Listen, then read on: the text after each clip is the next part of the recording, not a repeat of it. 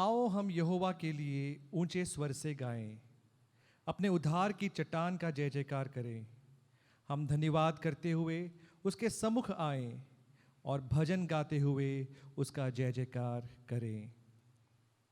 O come, let us sing to the Lord. Let us shout joyfully to the rock of our salvation.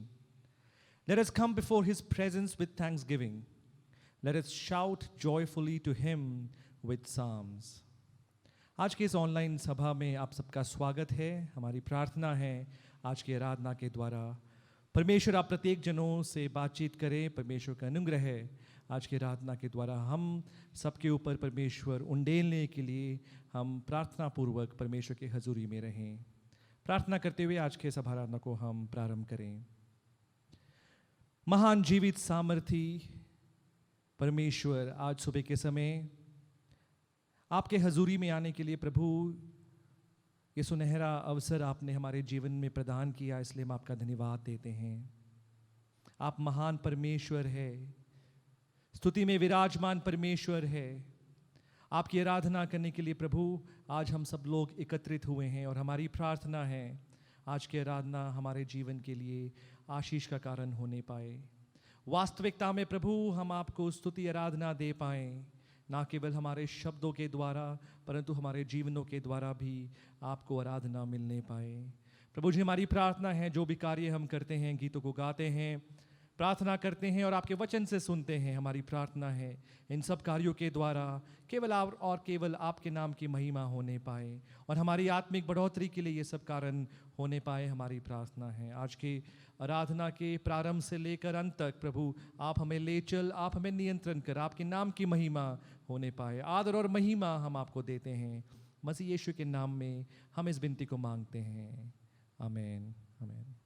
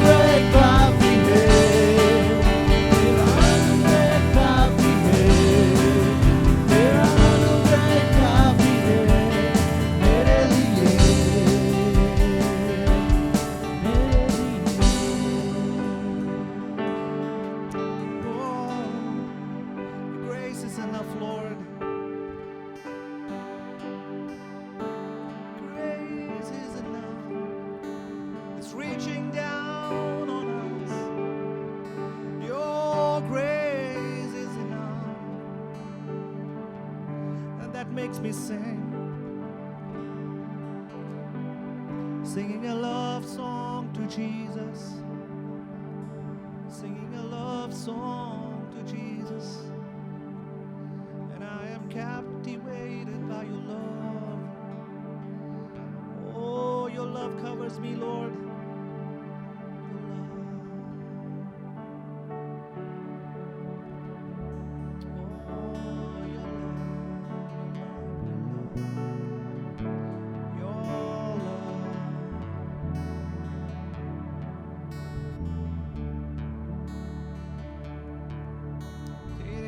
प्यार के गीत,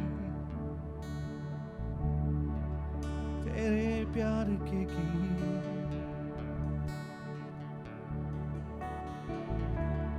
तेरे प्यार के गीत मैं गाऊं, तेरे प्यार के गीत मैं गाऊं,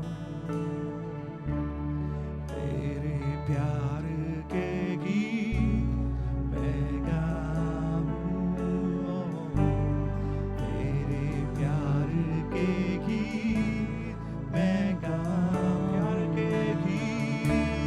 तेरे प्यार के गीत मैं गाऊं, तेरे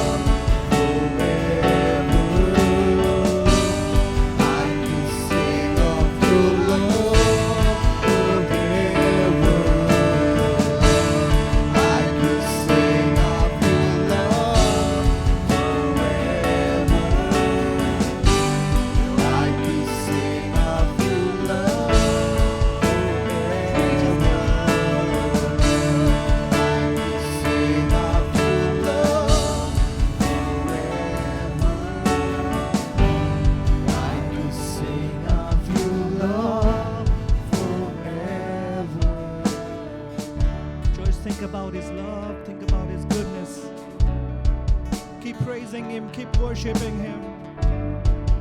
Oh, I could sing of your love.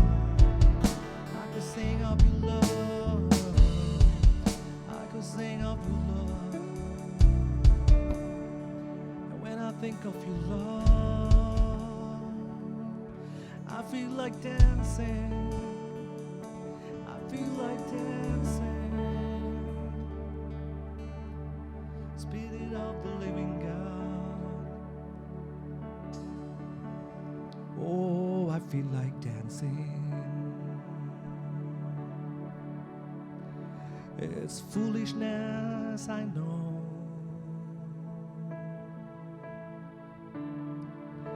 But when the world has seen the light, they will dance with joy like we're dancing now. I could sing of your love forever. I could sing of your love forever. I could sing of your love forever. I could sing of your love forever. Everlasting love. I could sing of your love forever. I could sing of your love forever.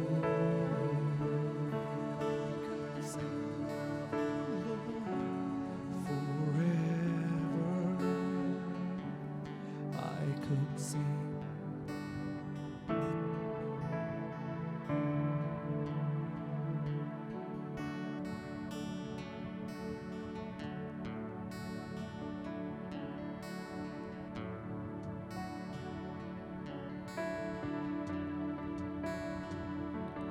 योग्यता से बढ़ के दिया है अपनी दया से तूने मुझे।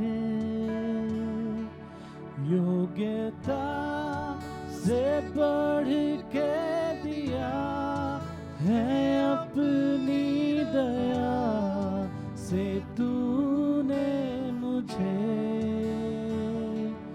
मांगने से ज्यादा मिला मुझे, आभारी हूँ प्रभु मैं। मांगने से ज्यादा मिला मुझे, आभारी हूँ प्रभु मैं।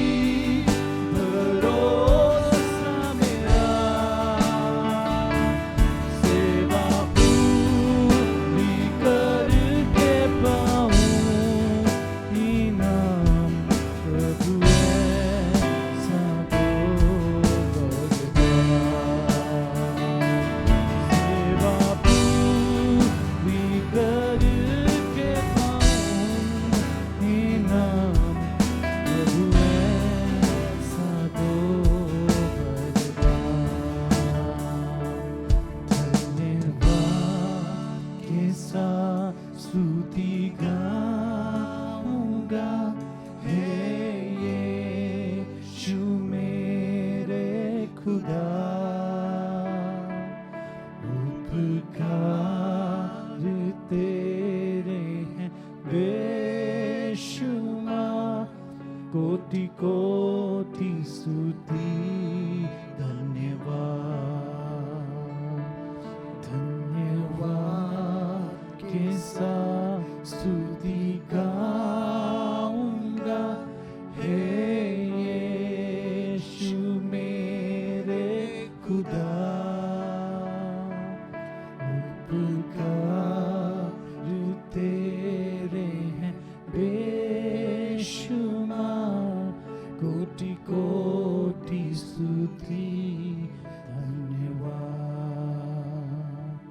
कोटि कोटि स्तुति धन्यवाद। पिता परमेश्वर, हम भजनकार के साथ मिलकर कहते हैं, हे मेरे मन यहोवा को धन्य कहे, उसने किए हुए कोई भी उपकार को ना भूल।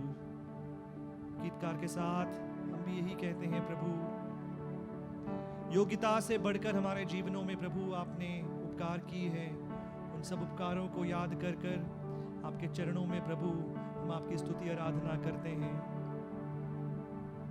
आप जैसा कोई और नहीं प्रभु जी, और हमारी प्रार्थना है हमारे जीवनों में अपने सामर्थ को आप भेजें प्रभु जी, ताकि आपके सामर्थ के द्वारा हम अपने रोज की जिंदगी को हम बिता पाएं। आपकी मदद हमारे जीवनों में हम चाहते हैं प्रभु। हमारी प्रार्थना है जीवन भर आपके प्रेम के गीत को हम गा सकें, आपके प्रेम को याद कर कर प्रभु आपकी महिमा हम कर सकें। Lord, it's our prayer this morning. Help us to sing a love song for you, Lord, through the days of our lives, thinking of all your goodness, your faithfulness, and your loving kindness. Father, it's our prayer that may we be in awe of all that you have done in and through our lives, O God. And in response to it, may our lives be a living sacrifice acceptable in your sight. प्रभु जी, हमारी प्रार्थना है हमारा जीवन, हमारी स्तुति आराधना आपके लिए एक जीवित बलिदान हो जाए। प्रभु आप हमें मदद और सहायता करें। आपके चरणों में जब प्रभु जी हम बैठते हैं, आपके वचन से सुनते हैं, हमारी प्रार्थना है वचन के द्वारा आप हमसे बातचीत करें। आदर और महिमा हम आपको देते हैं, और ये विनती हमारे उद्धारकर्ता प्रभु यीशु मसीह के नाम में हम मांगते हैं, आमीन।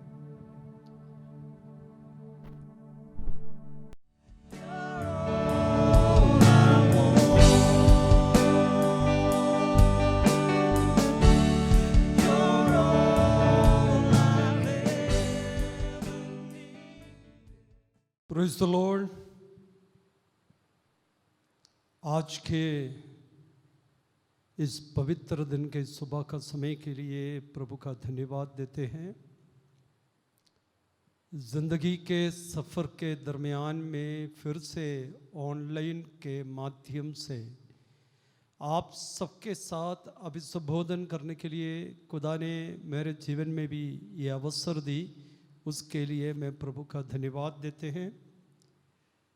पिछले एक हफ्ता पूरा खुदावन हम सबको अपने अपने जगह में सुरक्षित रखा।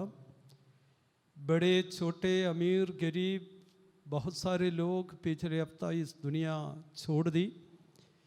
खुदा ने हमारे ज़िंदगी में एक अवसर और दी ताकि हम प्रभु के लिए जी सके, हमारी ज़िंदगी को खुदा के साथ बनाए रखे, हम विश्वास में बढ़े। जो कार्य हम करना है करने के लिए खुदा ने हमें अवसर दे रखा, उसके लिए प्रभु का धन्यवाद देते हैं। और मन में बहुत सारे अफसोस है क्योंकि आराधनालय में एक साथ हम इकट्ठे हो नहीं पा रहे, तो भी परमेश्वर ने ऐसा माध्यम हमें दिया, जूम के द्वारा आप सबके साथ वार्तालाप करें और आपको आत्मा में और इस जूम के जरिए आपसे बातचीत करे, खुदावंद ईसा अवसर हमें दी, उसके लिए प्रभु का धन्यवाद देते हैं। मैं प्रभु का बहुत शुक्रगुजार हूँ। खुदा ने जो कुछ हमारे जीवन के लिए पिछले समयों में किया है और उन तमाम उपकारों के लिए प्रभु का धन्यवाद देते हैं। और कई लोग बीमार रहा लेकिन खुदावंद ने तंदुरुस्ती दिया। कई लोगों को कई तरह की परेशानियों के बीच में से गुजरना पड़ा। सर्वशक्तिमान परमेश्वर की अपार करुणा सभी को संभाले रखा। ये तमाम बात याद करते हुए प्रभु को धन्यवाद देकर आज कुछ समय खुदावंद के पाक कलाम से हम मनन करने जा रहे। आप सब जो भी जहाँ पर भी बैठकर ये संदेश को सुनता है, बड़े प्रार्थना पूर्वक सुने और आदर के साथ सुने और बड़े प्रेम के साथ सुने। एक समर्पण के साथ हम खुदावंद के कलाम के सामने आए। धन्यवाद का बलि खुदा के चरणों पर हम चढ़ाए। जब भी प्रभु का वचन सुनने से पहले हम ये दुआ करें, खुदा तेरे कलाम के अद्भुत कामों को देखने के लिए मेरे आंखों को खोल, तेरे वचन को सुनने के लिए मेरे कानों को खोल, तेरे वचन पर विश्वास करने के लिए मेरे दिलों को खोल। पूरे प्रार्थना के साथ आज प्रभु के उपस्थिति में हम हो जाए। पिछले एतवार को खुदावंद के अजीज कादिम के द्वारा हमने यहूदा के पत्री में से कुछ वचन सीखा था, सुना था। उस कलाम से शांति और तसल्ली हमें प्रभु के दास के द्वारा मिला है। और आज आपके सामने मैंने प्रेरितों के काम 12 अध्याय में से कुछ वचन आपके सामने रखना चाहता हूँ। आज सुबह चर्च में बैठकर मैं प्रार्थना कर रहा था, उस समय प्रेरितों के काम 12 अध्याय में से प्रभु का आत्मा मुझे अगुवाई दी। आज के सभा प्रार्थना के बीच में प्रचार करने के लिए प्रभु का आत्मा मुझे इजाज़त की और परमेश्वर का आत्मा मुझे मजबूर की।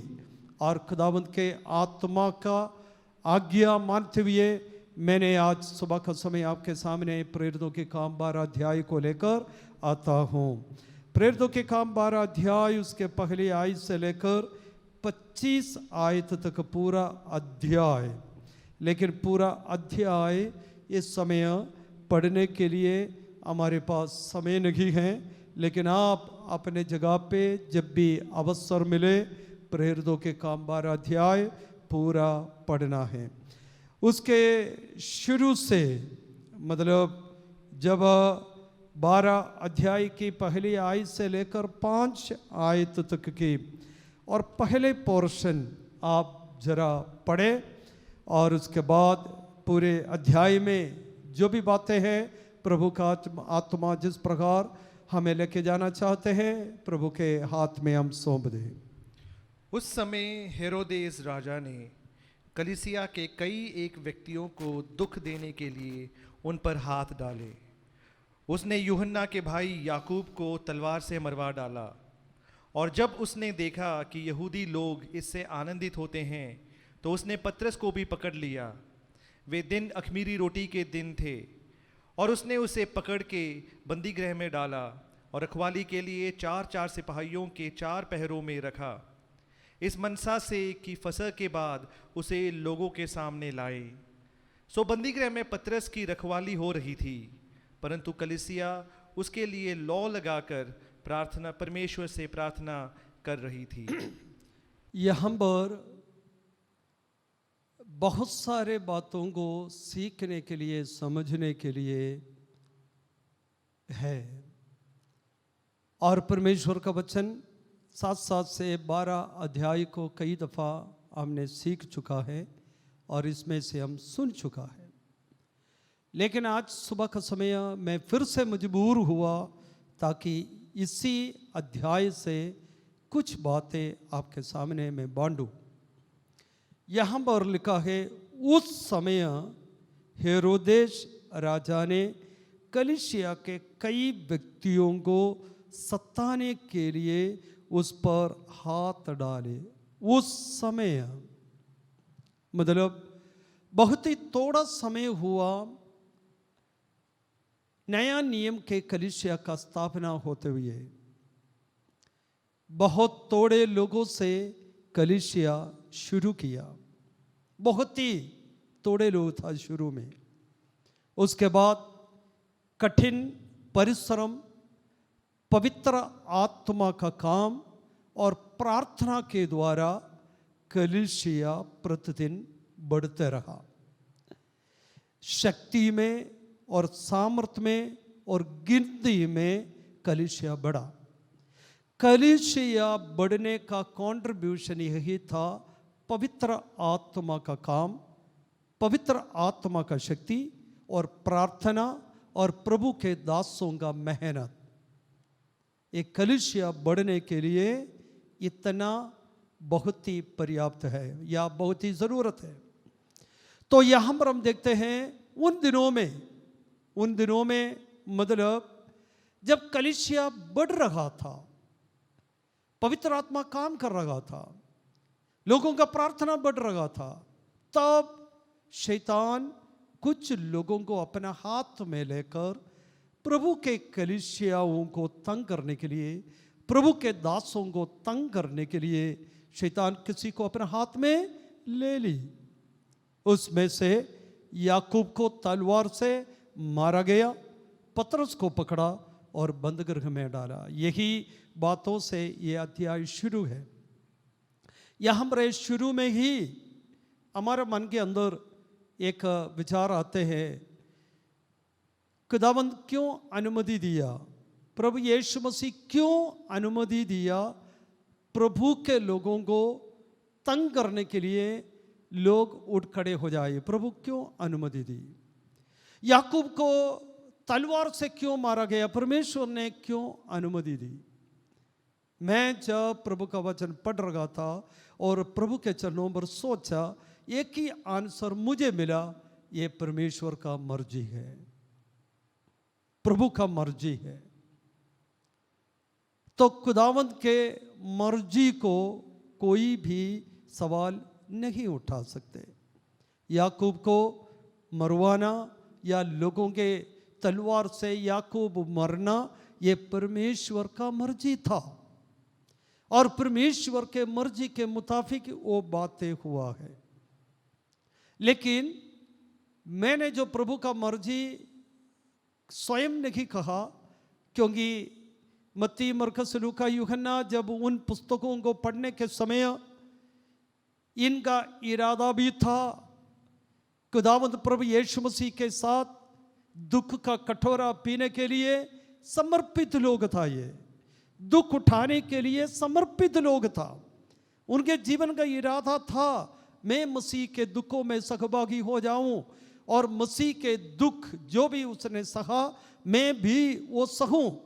तो उनका इच्छा था और जीवन में उनके समर्पण के मुताबिक और प्रभु को भी भाया ताकि तलवार से उनको मारा जाए। मैंने उसमें आगे मतलब कुछ उस बातों को बढ़ाना नहीं चाहता। जब प्रेरितों के काम पहले अध्याय से जब हम बढ़ते आते हैं, पतरस ये तीसरे बार है जो प्रसन्न का अनुभव, तीसरे बार है उनके सेवकाई के बीच में। एक बार नहीं, दो बार नहीं, ये तीसरे बार इस प्रकार के अनुभव में होकर पतरस गुजर रहा था। पतरस कोई गलती करने से नहीं, प्रभु का सेवकाई, प्रभु का खिदमत करने के कारण उनके ऊपर लोगों ने हमला की। और जब हम इस से नीचे जब हम बढ़ते हैं, अभी आप 6 आयत से जरा पढ़े, 6 आयत से। जब हेरोदेस उसे उनके सामने लाने को था, तो उसी रात पतरस 2 जंजीरों से बंधा हुआ 2 सिपाहियों के बीच में सो रहा था और पहरुए द्वार पर बंदी गृह की रखवाली कर रहे थे। तो देखो, प्रभु का एक स्वर्गदूत आ खड़ा हुआ और उस कोठरी में ज्योति चमकी और उसने पतरस की पसली पर हाथ मार के उसे जगाया और कहा, उठ, फुर्ती कर। और उसके हाथों से जंजीरें खुलकर गिर पड़ी। यहां पर अब दूसरे भाग में हम आते हैं। पहले भाग में बंद गृह में पतरस बंद था, परंतु कलीसिया जो काम कर सकता था वो किया। कलीसिया क्या कर सकता था इस अवसर पर? प्रार्थना कर सकता था। आप देखें, प्रभु के दास मुसीबत में पड़ा है, परमेश्वर के नाम के लिए कष्ट और संकट सह रहा है। याकूब को तलवार से मारा गया, वो दुख सूखा नहीं, वो दुख गया नहीं, वो दुख खत्म होने से पहले अगला दुख आ गया, वो परेशानी दूर होने से पहले अगला परेशानी आ गया। कलीसिया के कई लोगों के ऊपर अरेस्ट वारंट, कई लोगों के ऊपर तलवार, कई लोगों के ऊपर परेशानी, मतलब एक दुख के ऊपर दूसरा तीसरा, इसी तरह कलीसिया के लोगों के ऊपर दुख बढ़ रहा था। इस सिचुएशन में चर्च क्या कर सकता है और चर्च का कंट्रीब्यूशन इस सिचुएशन में क्या था? वो है जो पहली आयत से लेकर 4 आयत तक चर्च का कंट्रीब्यूशन इस सिचुएशन में क्या है और क्या चर्च कर सकता है। ये आजकल की परिस्थिति में जब चर्च के अवस्था को देखे, अभी तलवार बहुत जगह में नहीं है, लेकिन फिर भी प्रभु के दासों के ऊपर कई तरह की तलवार अभी भी है। चर्चों में मुसीबत हो रहे, परेशानी हो रहे, आराधना ना होने के कारण सब परेशान हैं, चर्च बंद है। प्रभु के दासों की जरूरत हर रोज बढ़ रहा है, चर्चों की जरूरत बहुत ज्यादा है, बहुत ज्यादा मुसीबत। चर्च के विश्वासी लोग बहुत ज्यादा मुसीबत में पड़े हैं और बहुत ज्यादा तकलीफ में पड़े हैं, बीमार में पड़े गए। लेकिन इस अवसर पर चर्च के रेस्पॉन्सिबिलिटी क्या है? क्या चर्च क्या इस समय करना चाहिए? आप देखें, हेरोदा के पास या राजाओं के पास चर्च जा नहीं पाता, क्योंकि उनसे कुछ बोल नहीं सकता। बड़े अधिकारियों के पास जाकर चर्च है बोल नहीं सकता, आप लोग ऐसा काम मत करो, और कोई रिकमेंड किसी से करवा नहीं सकता। चर्च के लोगों के पास उसी के लिए वो जो है उसी के लिए मेहनत भी नहीं की, उसी के लिए कुछ किया भी नहीं है। फिर चर्च क्या कर सकता था? चर्च इस हालात में सर्वशक्तिमान परमेश्वर के चरणों पर सिचुएशन को देखकर प्रार्थना कर सकता था। मेरे प्यारे जीजो, बहुत ज़्यादा मुसीबत बढ़ रहा है, परेशानियां बहुत ज़्यादा हो रहा है।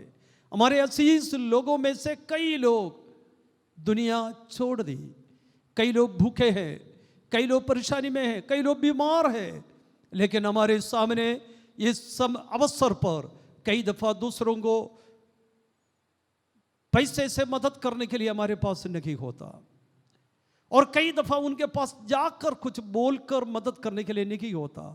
लेकिन इस सिचुएशन के बीच में चर्च को एक रिस्पॉन्सिबिलिटी होना चाहिए। चर्च का रिस्पॉन्सिबिलिटी केवल आराधना में आकर शामिल हो जाए सिर्फ वो नहीं है। क्या है चर्च का रिस्पॉन्सिबिलिटी? कई दफा चर्च का रिस्पॉन्सिबिलिटी हम भूल जाता है। हम ये समझता है संडे को चर्च में जाए और प्रार्थना करे और अपने जगह में वापस जाए, सिर्फ इतना ही है मेरा जिम्मेवारी, मेरा रिस्पॉन्सिबिलिटी। लेकिन न्यू टेस्टामेंट चर्च का जिम्मेवारी उससे भी बढ़कर बहुत कुछ था। प्रेरितों के काम 2 अध्याय में जब चर्च शुरू हुआ, न्यू टेस्टामेंट चर्च, और उस समय चर्च किस प्रकार था, चर्च का स्वभाव क्या था, चर्च का रीति क्या था, चर्च का रिवाज क्या था, चर्च क्या करते थे, आपस में क्या करता था, आराधना के साथ चर्च का संबंध क्या था, प्रार्थना के साथ चर्च का संबंध क्या था, प्रभु के साथ चर्च का संबंध क्या था, और खुदा के वचन के साथ चर्च का संबंध क्या था, और पास्टर्स के साथ चर्च का संबंध क्या था, ये प्रेरितों के काम 2 अध्याय में बहुत स्पष्ट रीति में लिखा है। उसके बाद किसी को भी पता नहीं लगा, कोई एक्सपेक्ट नहीं किया था इसी तरह मुसीबत चर्च में आएंगे करके, किसी को भी। जब ये 12 अध्याय में हम पहुंचे हैं, लेकिन 11 अध्याय तक किसी को पता नहीं था। मतलब उससे पहले हम देखते हैं जब चर्च शुरू हुआ, इतना सारा मुसीबत चर्च में आएंगे, किसी को भी पता नहीं था। कई दफा मुसीबत जीवन में आ जाता है, किसी को मालूम नहीं होता। यह महामारी के बारे में किसी को भी पता नहीं था, और यह भी नहीं मालूम था इतना लॉन्ग टाइम चर्च बंद कर कर रखना पड़ेगा, किसी को भी पता नहीं था। लेकिन ऐसे मुसीबत के बीच में चर्च कुछ रिस्पॉन्सिबिलिटी लेना है। जहां पर भी आप बैठे हैं, जहां पर भी आप रहते हैं, चर्च के साथ आपका एक अच्छा कनेक्शन ताल्लुक रखे। वो जो है जिस प्रकार कर सकता है उस प्रकार प्रार्थना के साथ आपका एक अच्छा ताल्लुक रखे, वचन के साथ, आराधना के साथ, और परमेश्वर के साथ, प्रभु के दासों के साथ और चर्च के साथ एक अच्छा संबंध आप बनाए रखें। देखो यहां पर पतरस को जेल में डाला करके कलीसिया को मालूम हुआ, पता लगा कैसे पतरस के साथ एक अच्छा कनेक्शन विश्वासियों को था। मेरे बात आपको समझ में आ रहे होंगे। पतरस को जेल में विश्वासियों से पूछकर पतरस को मतलब पकड़कर जेल में नहीं डाला, क्रिश्चियंस को पूछकर नहीं डाला, लेकिन पतरस जब जेल में जाना पड़ा उस समय विश्वासियों को मालूम हुआ कैसे आपस में एक अच्छा रिलेशनशिप पतरस और विश्वासियों के साथ था। परमेश्वर के दासों के साथ हमारा एक अच्छा संबंध बनाए रखना किसी भी रीति में हो। कई दफा महीना 2 महीना पास्टर्स को नहीं मिला है तो भी उनको फोन कर कर पूछता नहीं, क्या आप कहां हो, क्या हो, कैसे हो।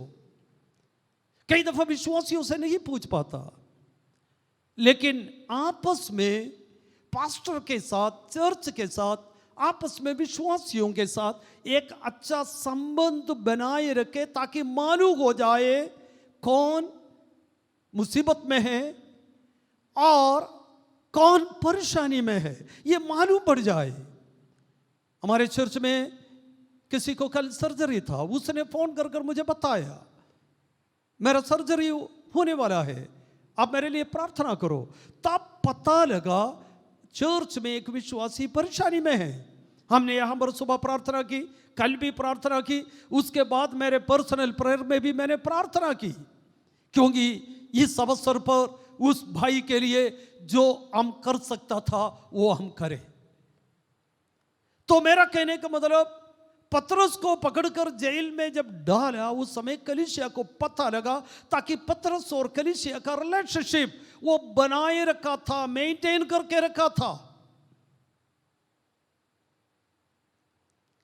तो उस समय कलीसिया जेल में नहीं गया उसको छुड़ाने के लिए, किसी अधिकारियों के पास रिकमेंड करने के लिए नहीं गया, क्योंकि कलीसिया नहीं जानता अधिकारियों को, कलीसिया नहीं जानता बड़े बड़े ऑफिसरों को। कलीसिया एक को जानता था, वो है जीवन देकर उद्धार के अनुभव में लाया हुआ सर्वशक्तिमान परमेश्वर को कलीसिया जानता था। जिसको कलीसिया जानता था उनके पास पतरस के लिए मांगने में चले गया, उसके चरणों पर बैठ गया। प्यारे शिशो, बहुतों को हम नहीं जानता, लेकिन हम जानते हैं सर्वशक्तिमान परमेश्वर को, हम जानते हैं उसके प्यार को, हम जानते हैं उनके स्वभाव को, हम जानते हैं उसके अधिकार को, हम जानते हैं उनके स्थान को, हम जानते हैं उनके वो कहाँ हैं, हमारे लिए क्या किया, क्या कर रहे हैं, क्या करने वाला है, बात को हम जानते हैं। कि हमारे भाइयों में से कोई भी, हमारे बहनों में से कोई भी, प्रभु के दासों में से कोई भी मुसीबत में पड़ा है तो उनके लिए आप एक विश्वासी के तौर पर, एक पास्टर के तौर पर, एक चर्च के तौर पर क्या कर सकता है? वो है खुदा के चरणों पर घुटने आप बैठ सकता है, उसके लिए आप प्रार्थना कर सकता है। अब यहां पर देखें, और पतरस को जेल में लेके गया, विश्वासी लोग घुटने में चले गए। घुटने में क्या इस सिचुएशन में जो समय मिलता आप घुटने पे बैठ सकता है?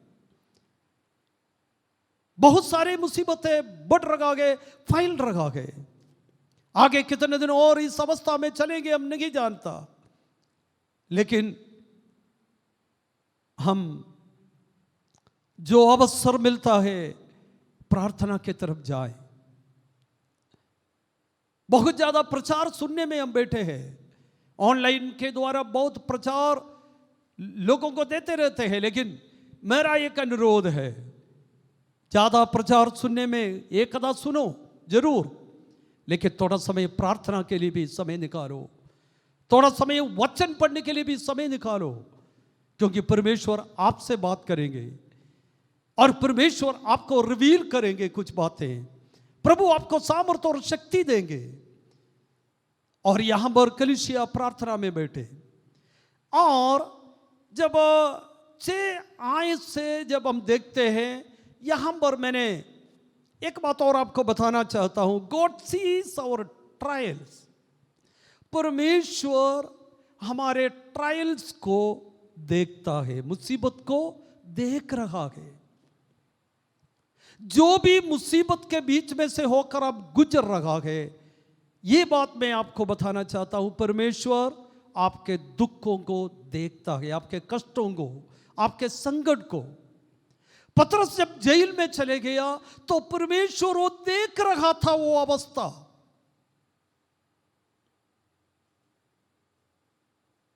आप इस बात को अच्छी तरह अपने मन में ले ले।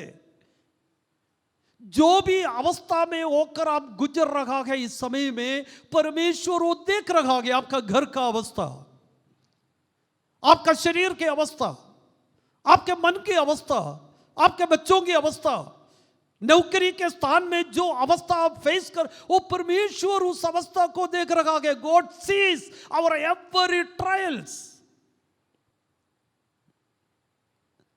आप ये ना सोचे मेरे इस दुखों को देखने के लिए कोई नहीं है। हाँ, सच में मैं भी कभी कई दफा अफसोस करता हूं, चर्च के विश्वासियों को देख के काफी समय हो गया। दिल से तो चाहता हूं आपको आकर मिलूं, लेकिन हालात के कारण, सिचुएशन के कारण मैं अपने आप में आकर मैं बैठ जाता हूं, नहीं ना जाए।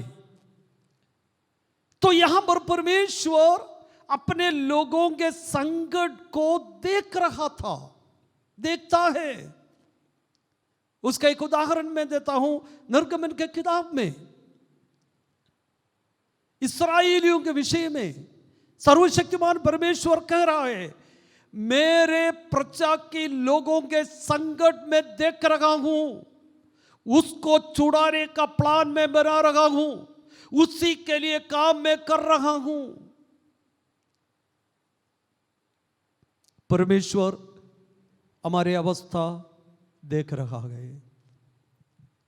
दुनिया में कोई भी आपका अवस्था देखने के लिए नहीं, तो भी परमेश्वर हमारे अवस्था देख रहा है। कल मैंने किसी ओल्ड एज होम में खाना बांटते हुए एक फेमस एक व्यक्ति ओल्ड एज होम में खाना बांटते हुए मैंने देख रहा था एक व्हाट्सएप ग्रुप में। तो उस व्यक्ति ने खाना बांटते बांटते उस ओल्ड एज होम में काफ़ी सारे लोग था, उसमें एक एक से पूछ रखा था, आप क्यों इधर आया, कब इधर आया, कैसे इधर आया, कि आपके लिए कोई नहीं है। उनमें से अनेक लोग ये कहा, हमें बहुत सारे लोग हैं लेकिन मेरे लिए कोई नहीं। लोग तो बहुत सारे हैं, मुझे लड़का भी है, लड़की भी है, मुझे भाई और बहन है, सब है, लेकिन मेरे लिए कोई नहीं। आप देखें, इस अवसर पर पतरस अकेला जेल में चले गया। वो भी सोच सकता है,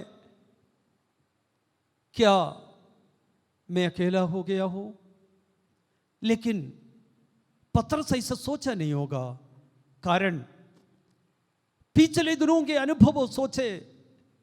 पतरस परमेश्वर की ओर से बहुत ज्यादा छुटकारा पाया हुआ एक व्यक्ति है। सो ये 6 आय से जब हम बढ़ते हैं, वहां पर पतरस क्या कर रहा था? पतरस उधर सो रहा था। पतरस अच्छी तरह वहां पर सोते हुए हम देख सकता है। इतनी मुसीबत के बीच में उनको नींद कैसे आया? पहली बात मैंने आपको कहा, God sees our every trials. हमारे हर एक दुखों को, मुसीबत को, अवस्था को परमेश्वर देखता है।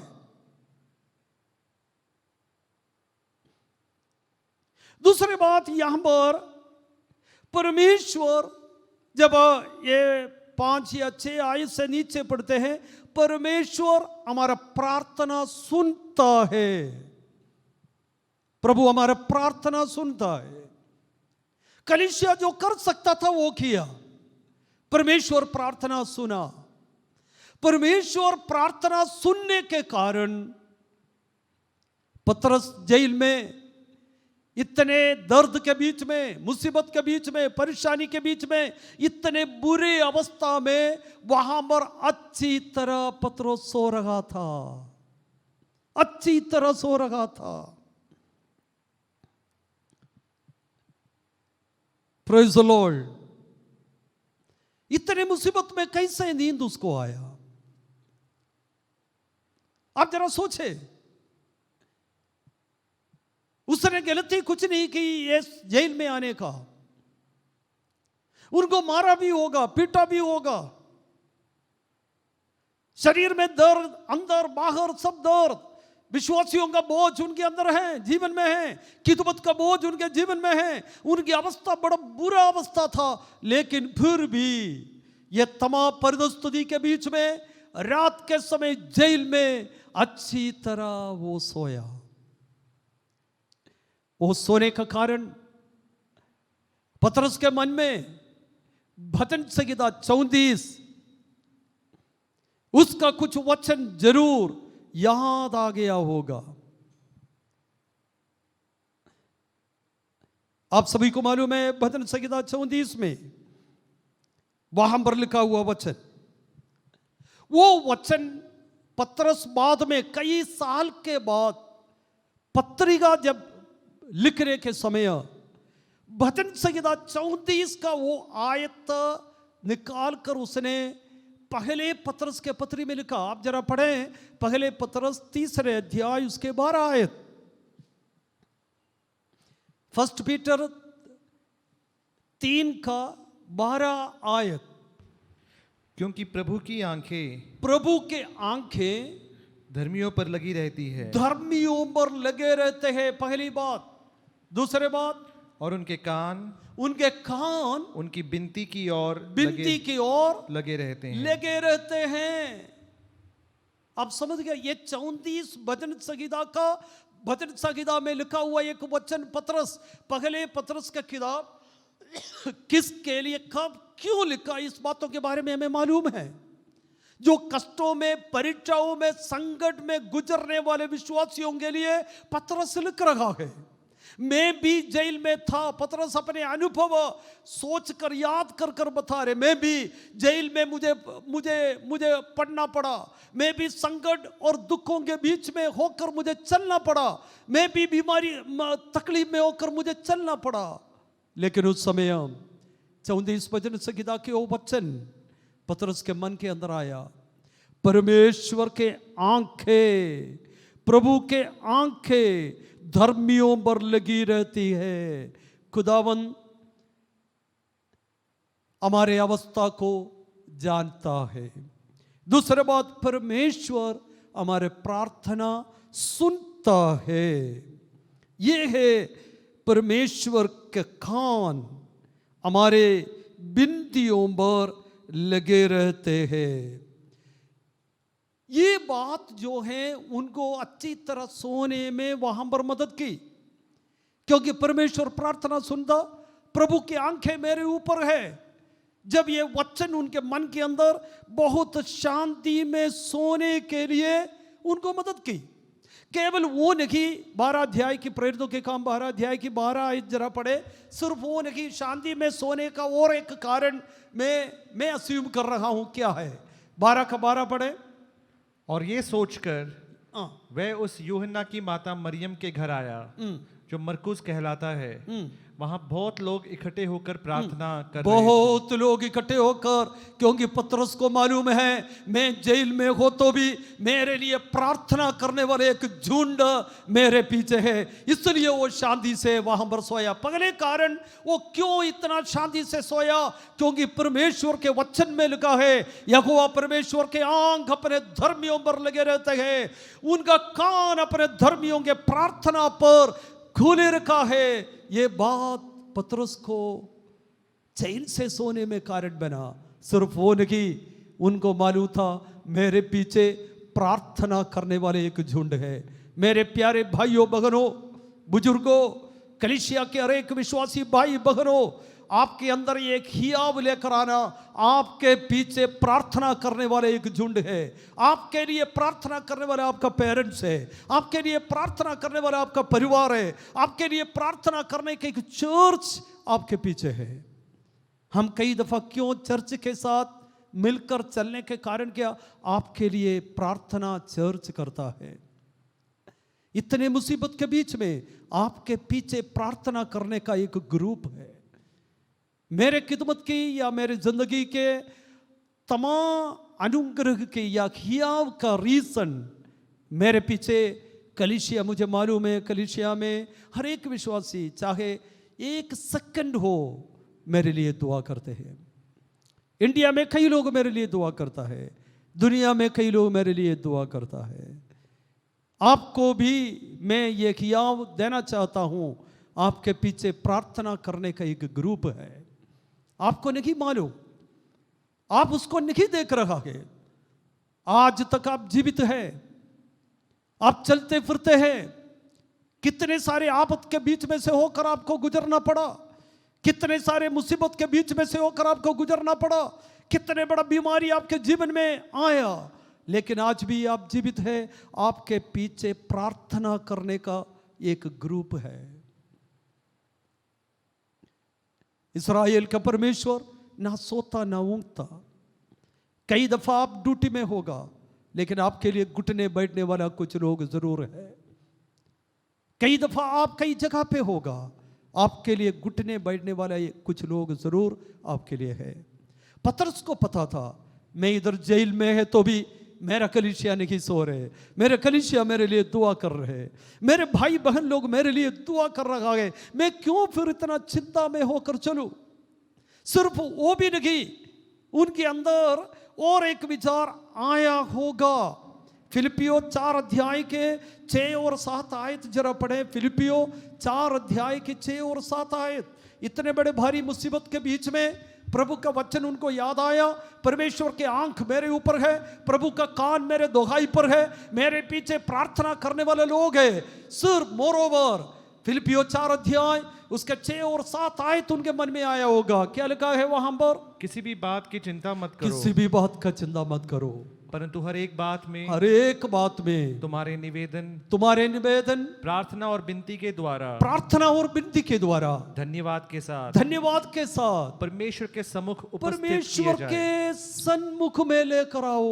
प्यारे जीजो, मुझे पता है बहुत बड़ा ट्रायल्स के बीच में बीमारी के बीच में, मुसीबत के बीच में, परेशानी के बीच में होकर आप जा रहे, परमेश्वर के आंख आपके ऊपर लगे हैं, प्रभु का कान आपके चिल्लाने के आवाज पर खुला हुआ है। सिर्फ वो नहीं, आपके पीछे प्रार्थना करने वाले एक ग्रुप है।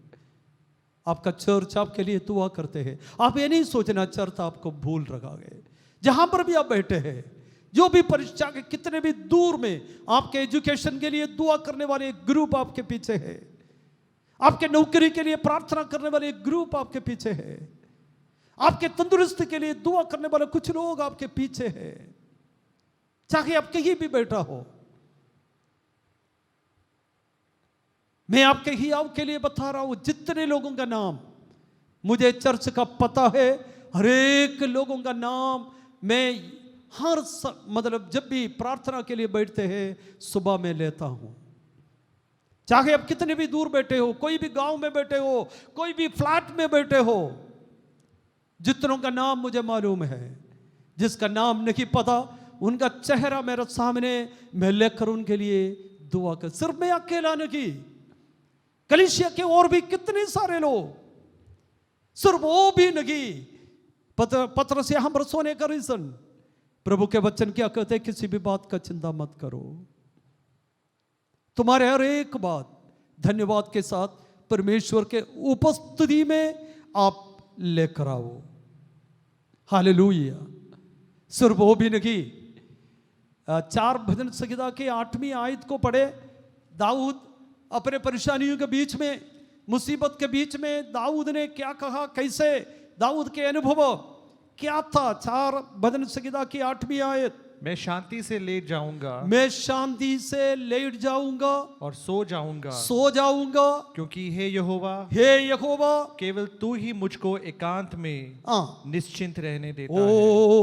मेरे इस अकेलापन में तू ही मुझे संभालने वाला है। दाऊद कहते हैं, खुदा परमेश्वर मेरे इस एकांत में तू ही मुझे संभालने वाला, इसलिए मैं शांति से सोएंगे।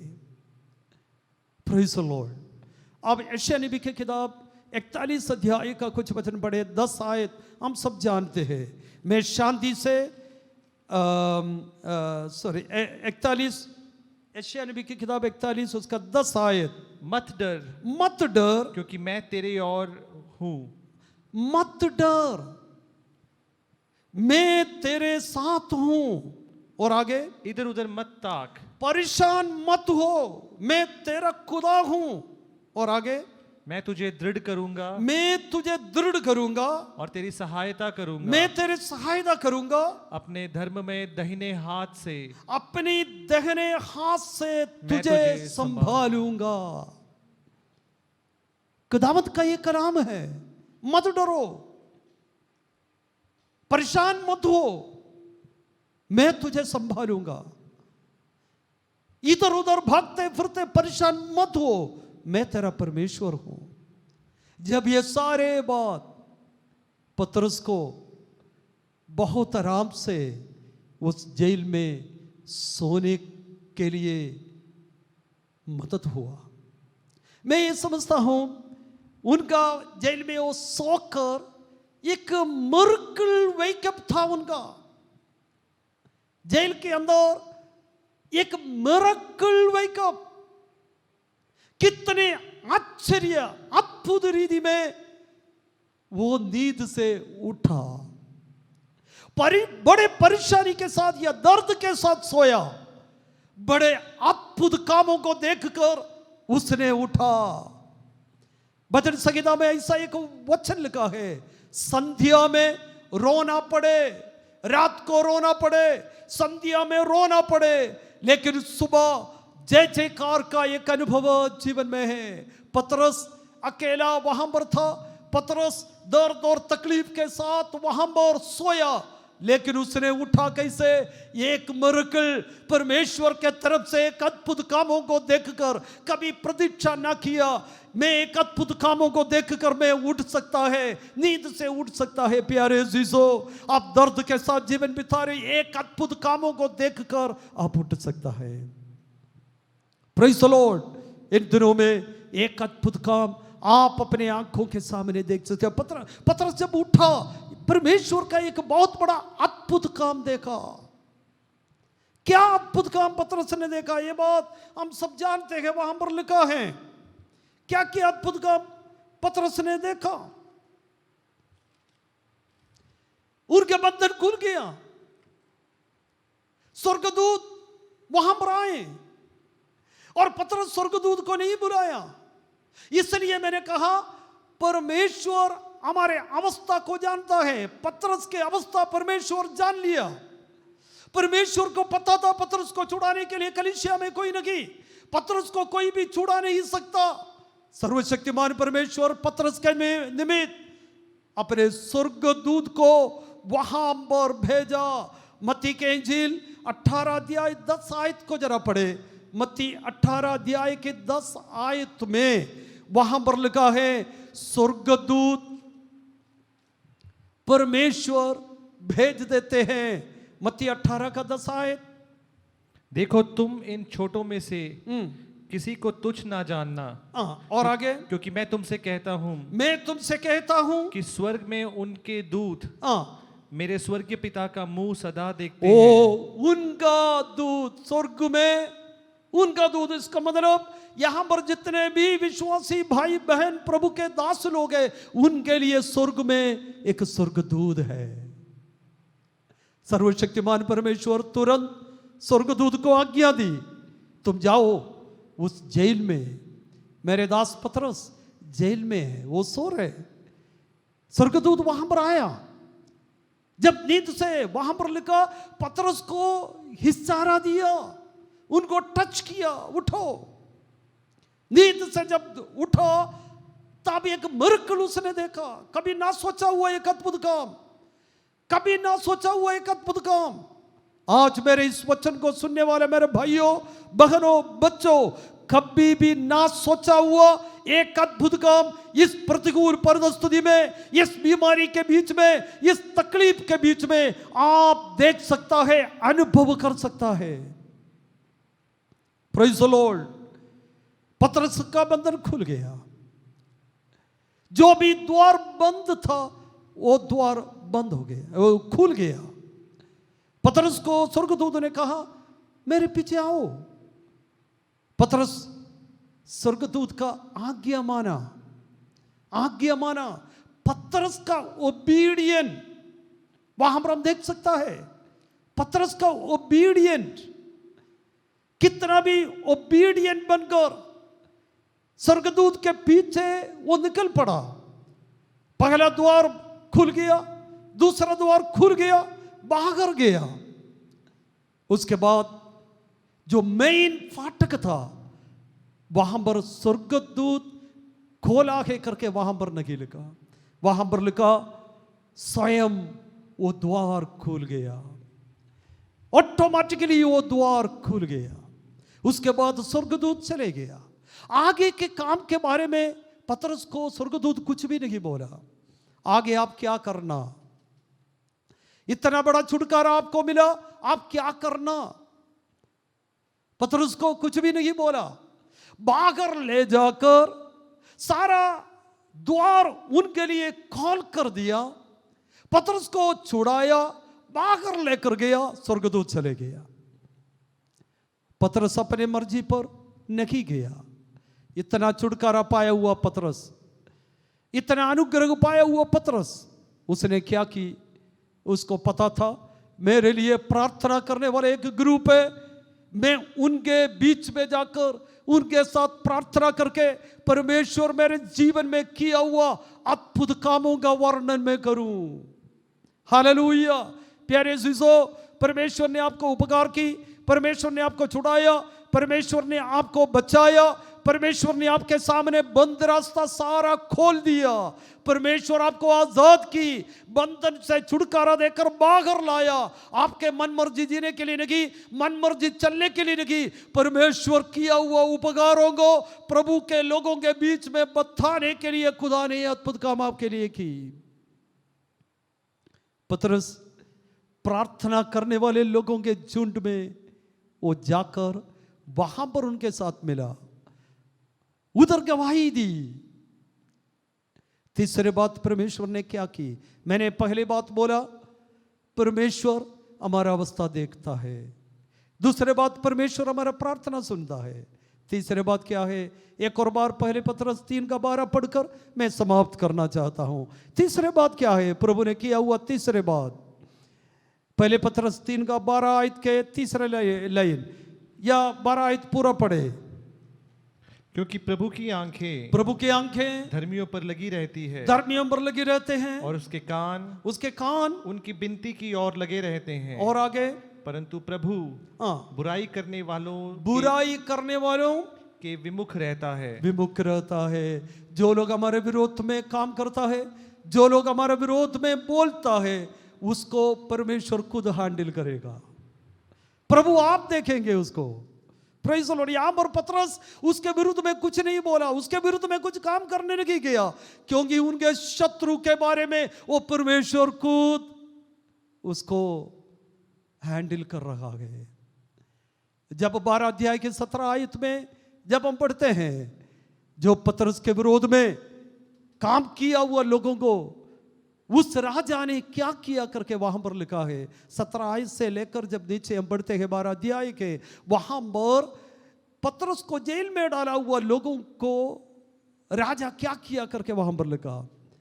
और पतरस अपने अनुभव से पहले पतरस के पत्री में लिखा, परमेश्वर के आंख अपने लोगों के ऊपर है, परमेश्वर का कान उनके लोगों के लिए है, और प्रभु के लोगों के विरोध में जो भी काम करता है, आप उसके विरोध में कुछ बोलने ना जाओ, आप उसके विरोध में कुछ करने ना जाओ, प्रभु के हाथ में सौंप दो और परमेश्वर खुद आपके विरोधियों के ऊपर काम करेंगे। Praise the Lord.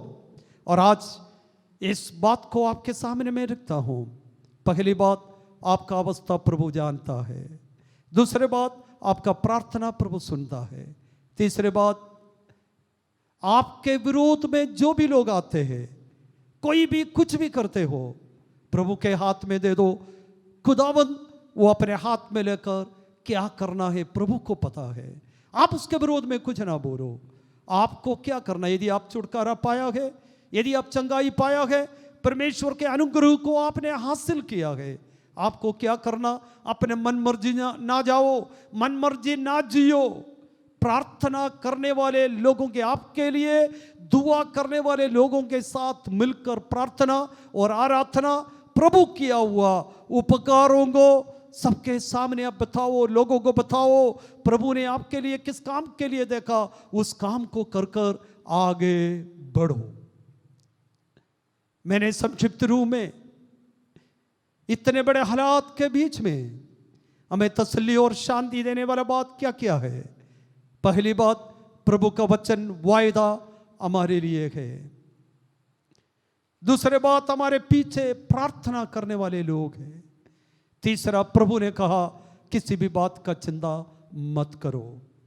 यह जो वचन हमारे तसल्ली और शांति के लिए हो, हम एक दूसरे के लिए प्रार्थना करें, प्रभु के साथ जुड़ के रहे, वचन के साथ जुड़ के रहे, आराधना के साथ जुड़ के रहे, प्रार्थना के साथ लवलीन रहे। प्रभु परमेश्वर इन वचनों से हम सबको आशीष और बरकत दे। आमीन। सुने हुए वचन के सामने हम अपने आप को समर्पण करें। हमारी अवस्था को, जिस अवस्था में हम हैं, उसी तरह जानने वाला परमेश्वर हमारे लिए है।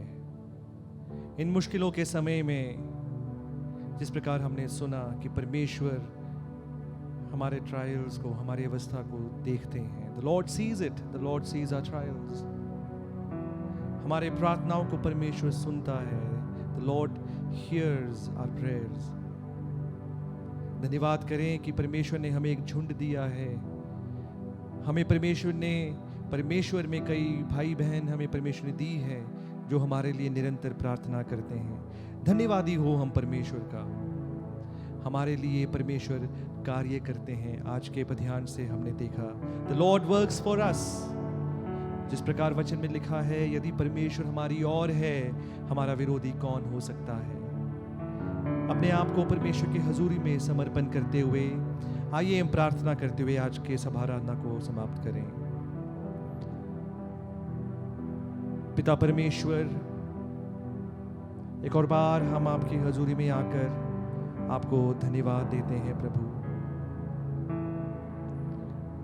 आज के इस वचन के लिए हम आपका धन्यवाद देते हैं। पतरस के जीवन के द्वारा प्रभु जी आपने हमसे बातचीत की। पतरस उस मुश्किल के समय में भी शांत रहकर उस मुश्किल का सामना उसने किया, क्योंकि वो जानता था कि आपके कान आपके लोगों की तरफ है, आपकी नजरें आपके लोगों की तरफ है, और जब आप आपके लोगों की तरफ है प्रभु जी, उनके जीवन में कोई हानि नहीं होती है, क्योंकि सब बातें भलाई के लिए उत्पन्न होती है जो आपसे प्रेम रखते हैं।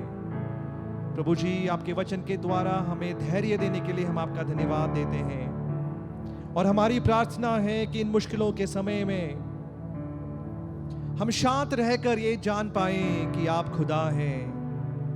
May we remain still and may we know that you are the living God and that you are enthroned, कि आप स्तुति में विराजमान परमेश्वर है। प्रभु जी, हर एक उन अवस्थाओं का सामना करने के लिए प्रभु जी आपसे हम बल चाहते हैं, आपसे हम सामर्थ को चाहते हैं। आपकी बुद्धि और समझ से आप हमें भरें, ताकि इन विपरीत हालातों को हम सामना कर पाएं। प्रभु, आपकी मदद, आपकी अगुवाई को हम चाहते हुए ये विनती हमारे उद्धारकर्ता प्रभु यीशु मसीह के नाम में हम मांगते हैं, आमीन। अब खुदावंद प्रभु यीशु मसीह का अनुग्रह, खुदा बाप की मोहब्बत, पवित्र आत्मा की संगति और सहभागिता हम सबके साथ अब से लेकर हमेशा होती रहे, आमीन। परमेश्वर हम सबको आशीष दे। अनुग्रह के साथ हम यहाँ से जाएं।